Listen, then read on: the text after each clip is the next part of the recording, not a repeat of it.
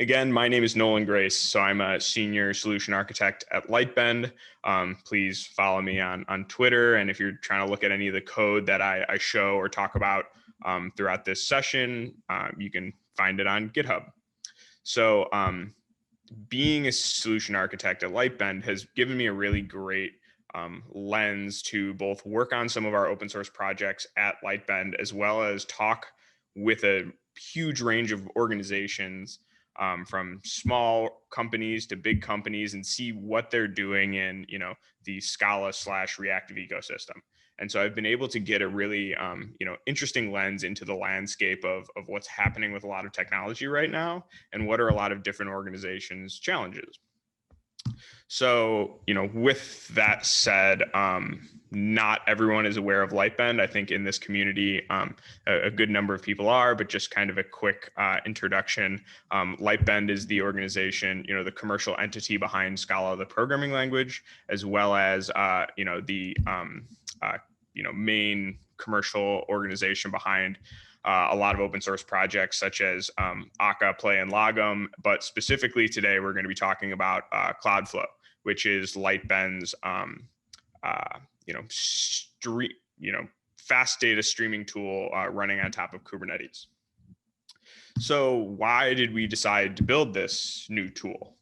Well, from my experience, just talking to organizations and seeing how people are going about building streaming architecture, there was a big glaring problem, or one big glaring problem that occurred to me was this, monolithic nature of how people were building Apache Spark or Apache Flink applications.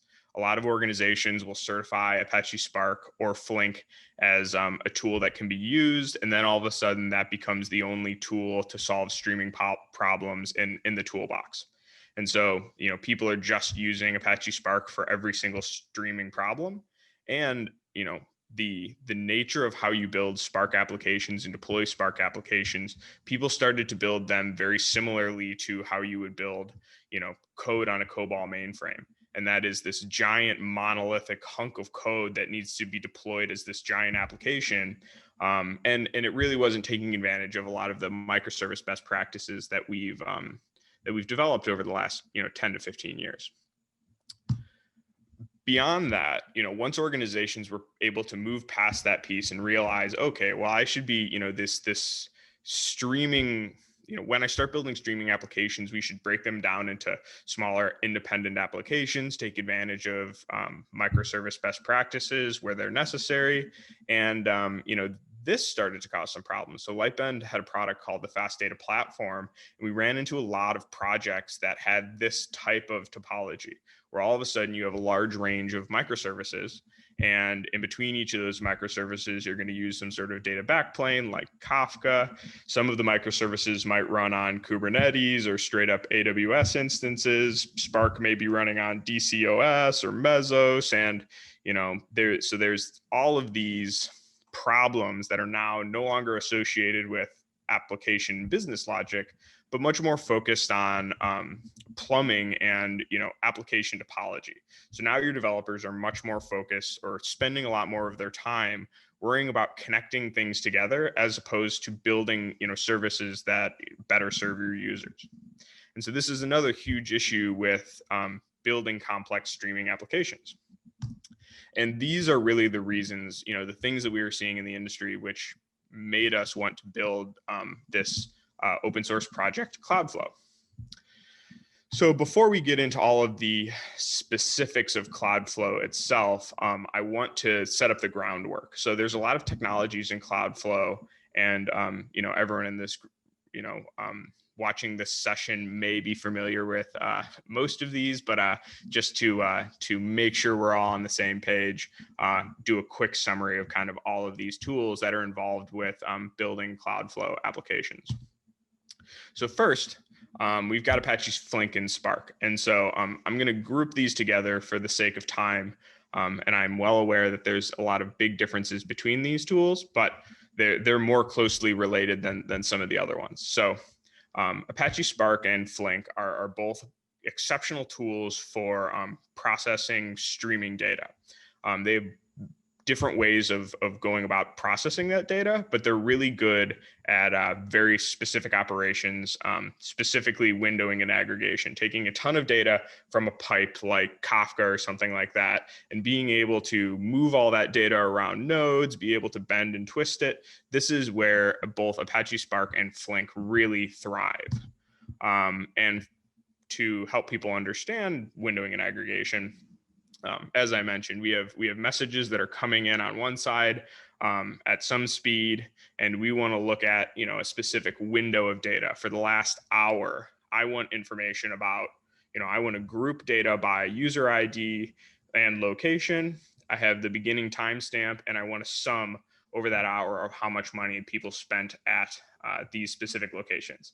And this way, you can use this type of information for a lot of different things. Potentially, we'll be talking about fraud analytics in a little bit. So you can be able to say, well, if there were 15 transactions at a Walgreens that's really far away from where you last used your card, maybe we can use that information to better indicate some sort of fraud. Next, we have Akka. So Akka, I'm going to talk about the three main kind of pieces of Akka, and that is Akka actors, Akka streams, and Akka clustering. And so the core element of Akka is something called an Akka actor. So an Akka actor, you can think of it similarly to how you would think of like a Java object or something like that. You initialize this Akka actor, and rather than interacting with this Akka actor using something like a getter or a setter, you're going to use asynchronous message passing. So every actor has a mailbox. And so what you do is you asynchronously send a message to the actor's mailbox, and then that actor single-threaded processes those messages in order. So an actor is just going to take something out of its mailbox. It's going to do something with that message, and then it's going to take the next one out of its mailbox. And so in this case right here, I've initialized two actors, and I send a message to the first actor. That actor processes that message, and maybe that message said, hey, say hello to your neighbor. And so that actor then sends another message to a different actor, and then the second actor responds with another message. So this is how actors work. Actors are designed to to manage state. There's supposed to be state or information inside of these actors. And then you can start modeling out really complex things like shopping carts or users or things like that inside of these actors. And you have a really powerful abstraction for parallelizing these workloads.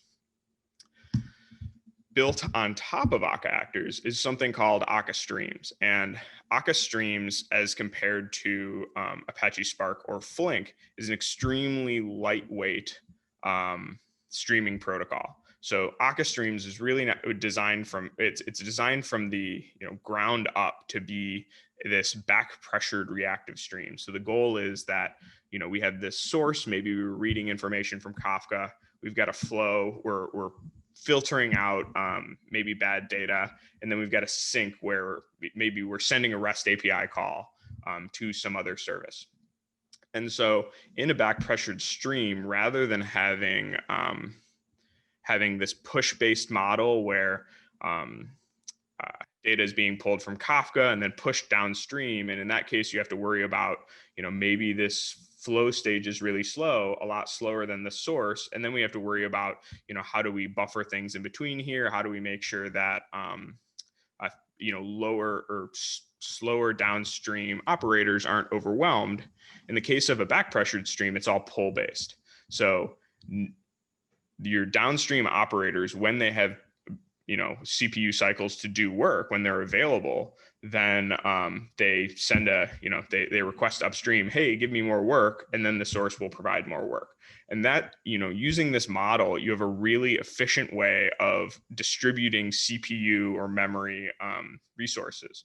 And you can make sure that no downstream operator will ever be overwhelmed, and that machine resources will never be allocated to stages where that data is not necessary. So why waste a bunch of CPU cycles on a source doing something when it's, the flow won't be able to handle it? So, real allocation of that work, and it makes for a better stream. So that's Akka streams. And then things get especially interesting with Akka when you bring Akka clustering and cluster sharding. And I'm not going to go in a ton of detail with that, but the ability to have, potentially different streams running on different nodes, the ability to have information cached in memory, stateful data cached in memory across any of these, and start building, stateful streaming applications as opposed to simply stateless. And then last but not least, we've got Apache Kafka. So Kafka is the, we call it our data backplane. Kafka is the pipe, and in Cloudflow, we use it as a communication protocol. So Kafka makes sure that information is stored to disk, and it also has really nice guarantees about, splitting up this data. So we've got a Kafka topic. Each topic is broken up into partitions, and data is guaranteed ordered within a specific partition. So quick overview of those things, and then we can get into the interesting part of this, the new part, which is Cloudflow. So Apache Spark, awesome for windowing and aggregation, does a lot of really great things with ML, but the problem is it's extremely high with respect to CPU and memory utilization. Even when you're doing the most simple things, it's kind of a beast, and has fairly high latency compared to a lot of these other things. Flink is better than Spark when it comes to CPU and memory utilization. It's got medium latency compared to Akka, and it's still great for windowing and aggregation. Akka, much more low level, streams really isolated inside of one node, not a lot of windowing and aggregation, extremely low latency, extremely low CPU and memory footprint, and this really nice reactive back pressured stream. And then Kafka Kafka is just kind of a pipe for storing these messages.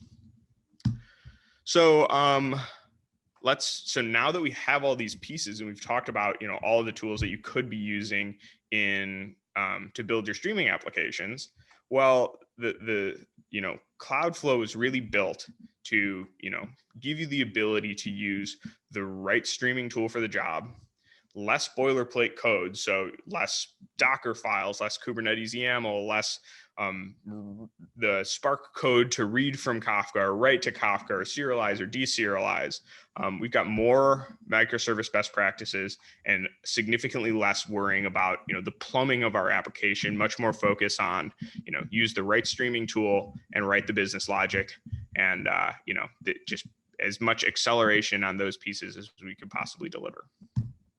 So that's where Cloudflow, it really was designed to meet those needs.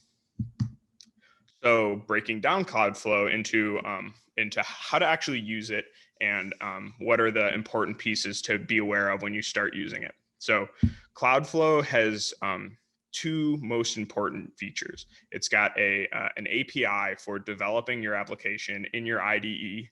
And so we've got APIs for both Scala and Java at the moment.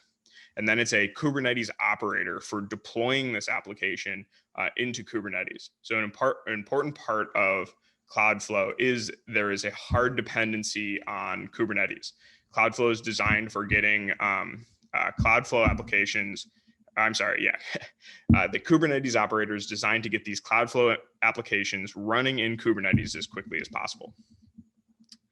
So first, let's talk about the API, and we'll go into some code in a minute, and actually see these things working and do some deploying. But quickly, the main abstraction that you have to worry about in Cloudflow is called a streamlet.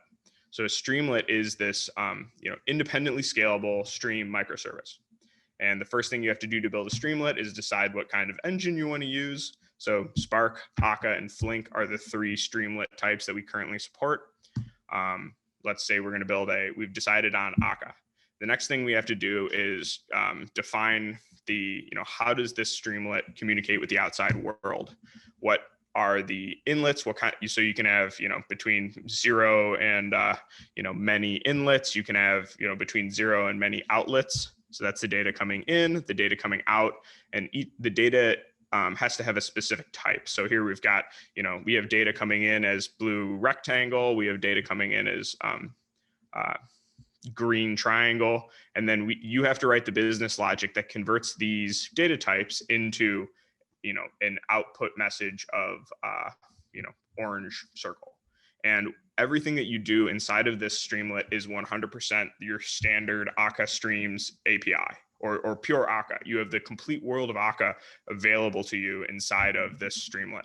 So, and that's the same with Apache Spark and Flink. There's not a separate build of any of these things to use it in Cloudflow. It's just the normal API.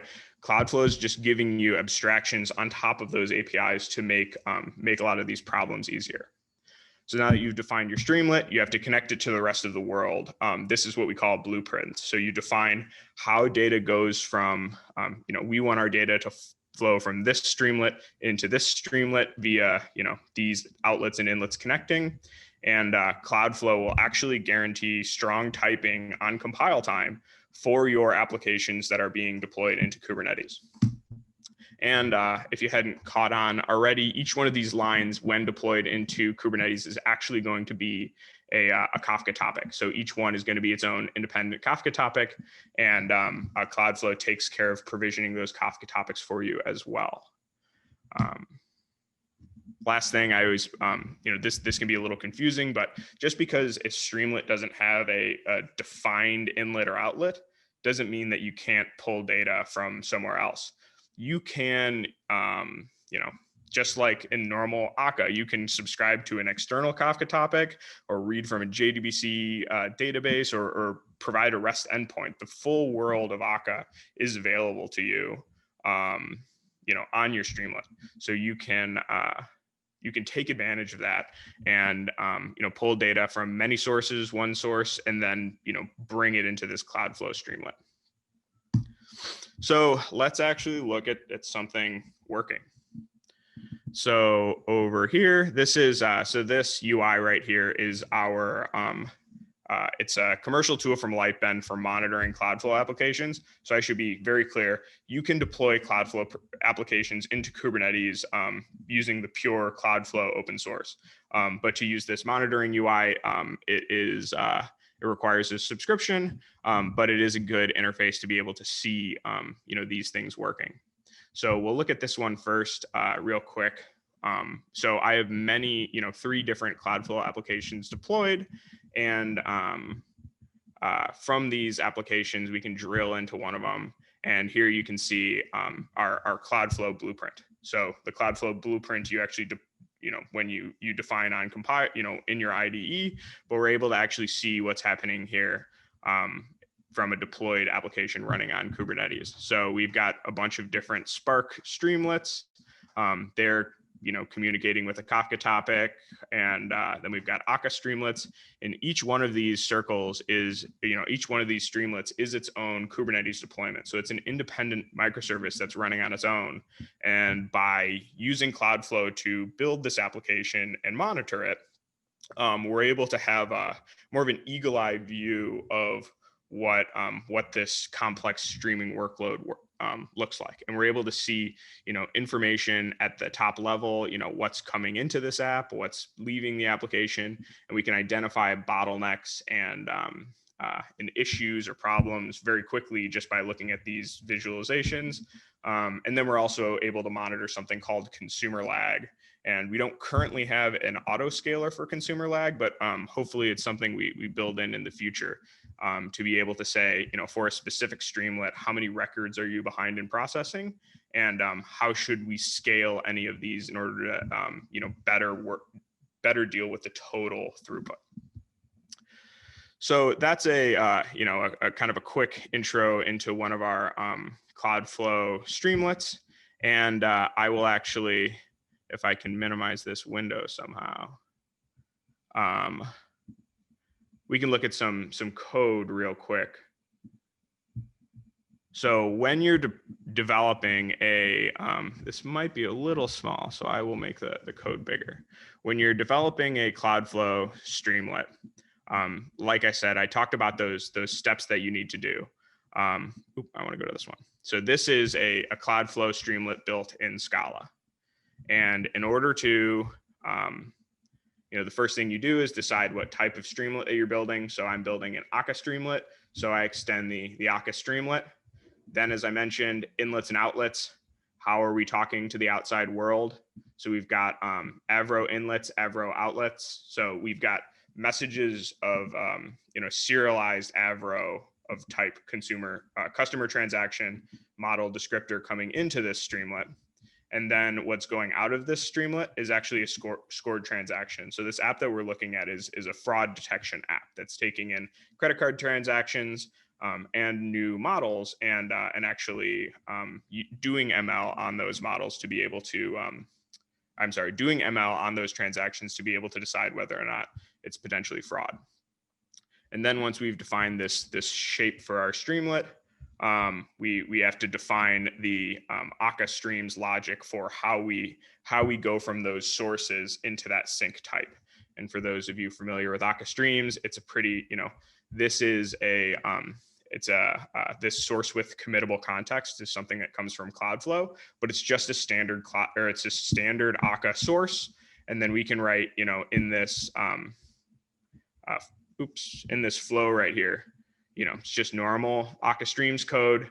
And you can use, in this whole thing, I'm actually using Akka clustering as well and distributed data to be able to do some different things. But yeah,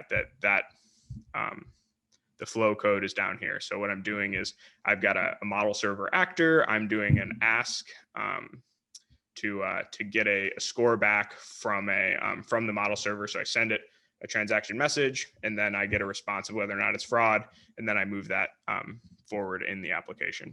And we can actually see that in this blueprint right here. This streamlet was the one I was looking at right there. So we've got customer transactions coming in, new machine learning models, and then what's going out is potential, fraud scores.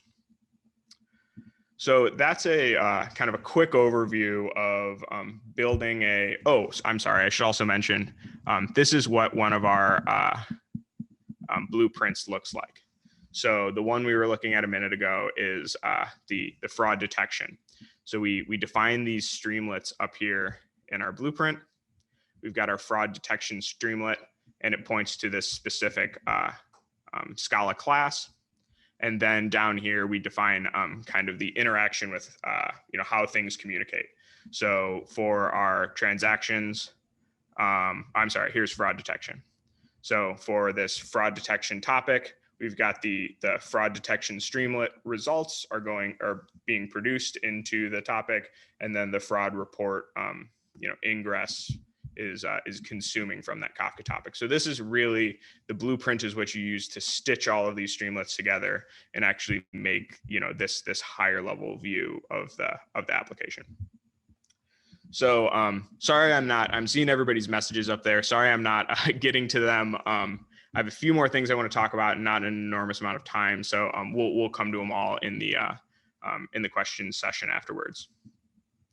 So the last thing that I want to talk about that's super important is the Cloudflow operator.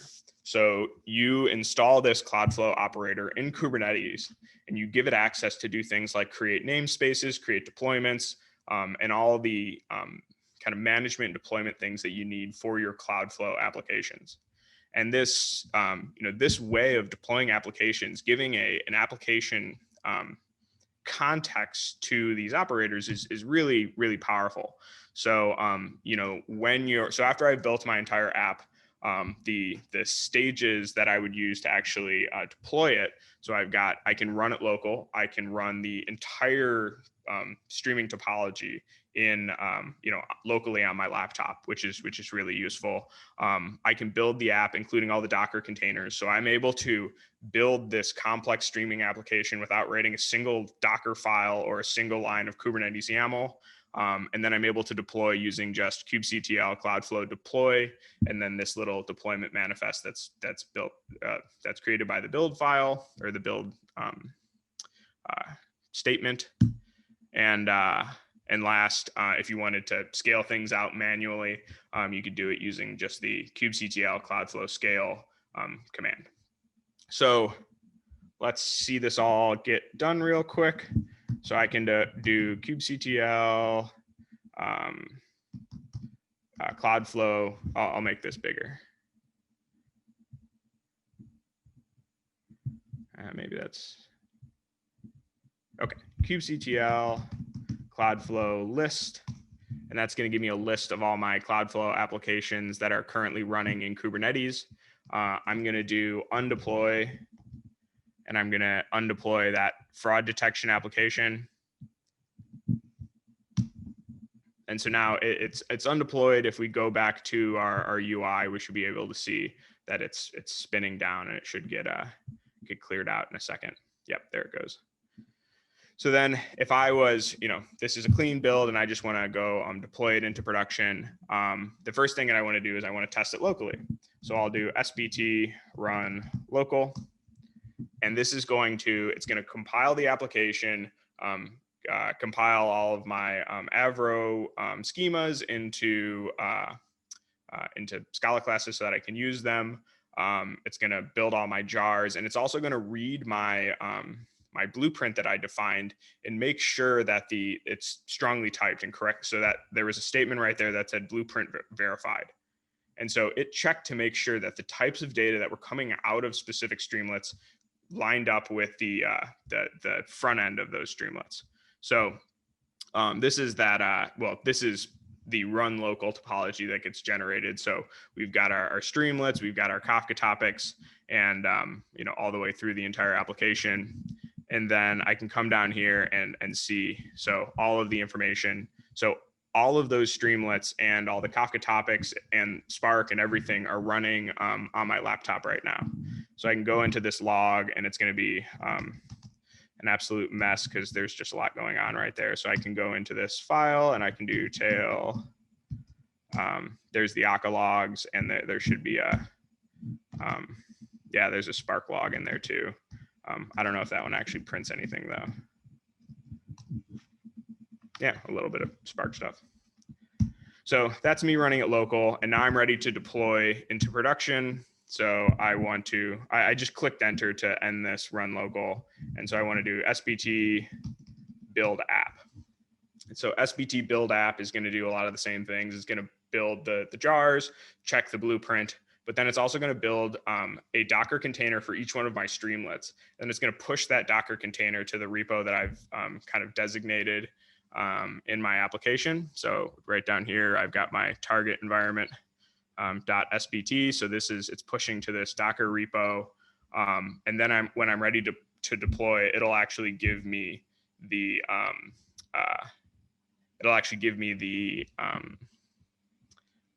command that I need to deploy this into Kubernetes.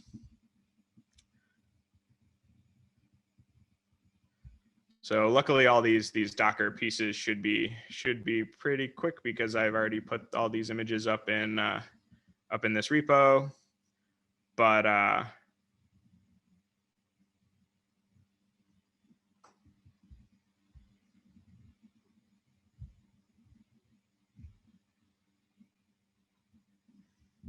yep, just for a point of time, I'm going to just go back to where I deployed it a minute ago.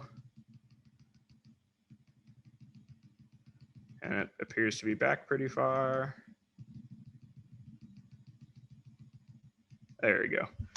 So that's the deploy statement. So there's just I use this target file that's JSON, that's just kind of a manifest. And then now that is deployed, we should be able to go to kubectl Cloudflow list and see that fraud detection is now starting up. And I can look at the status of all the containers that are starting up. So still pending, should start up in a minute and be ready to go. So cool. I timed that pretty much perfectly, despite a little bit of rushing, but a lot of info to go through. And I've seen a lot of questions in the chat, and I'll be happy to I'll jump into the questions session and be able to kind of talk through any of those that I didn't talk through.